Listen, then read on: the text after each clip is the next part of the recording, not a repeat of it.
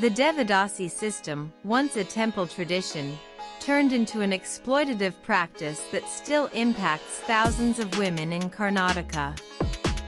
A fresh survey is now being considered to ensure recognition and support for these women. The Karnataka government is preparing to launch a 45-day survey on Devadasis this month to assess the socio-economic conditions of women impacted by the abolished practice. As per reports, the exercise will begin with a 15-day awareness campaign, followed by a month-long field survey focusing on the lives of Devadasi women. According to the State Women and Child Development Department, the survey will gather details such as age, address, education, social background, and economic status of the women. It also aims to identify and include Devadasis who were left out of earlier surveys.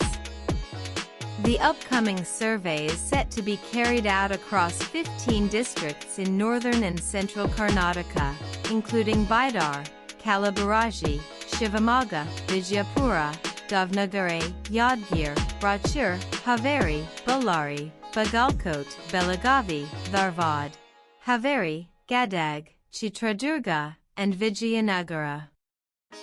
The Devadasi system is a centuries-old practice in which young girls were dedicated to temples and considered to be married to a deity or temple deity.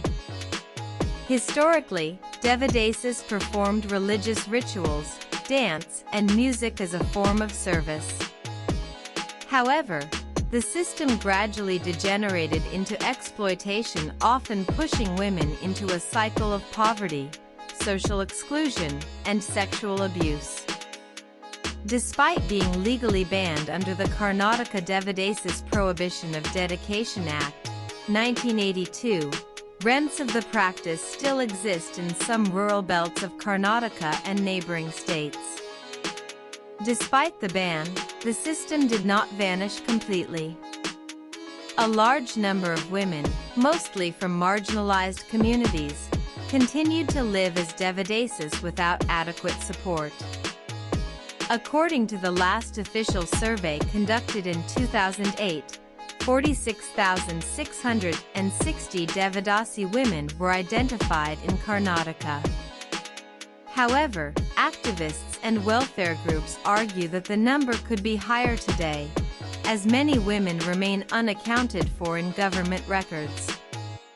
The last comprehensive Devadasi survey in Karnataka was carried out in 2008. It was aimed at mapping the scale of the issue and extending welfare and rehabilitation benefits to affected women. Since then, no fresh official count has been conducted, leaving gaps in the understanding of how many women are still living under the shadow of the system. This lack of updated data has long been a concern for activists pushing for stronger welfare measures. Also read: Why is Karnataka likely to launch a fresh Devadasi survey? Know its purpose, scope and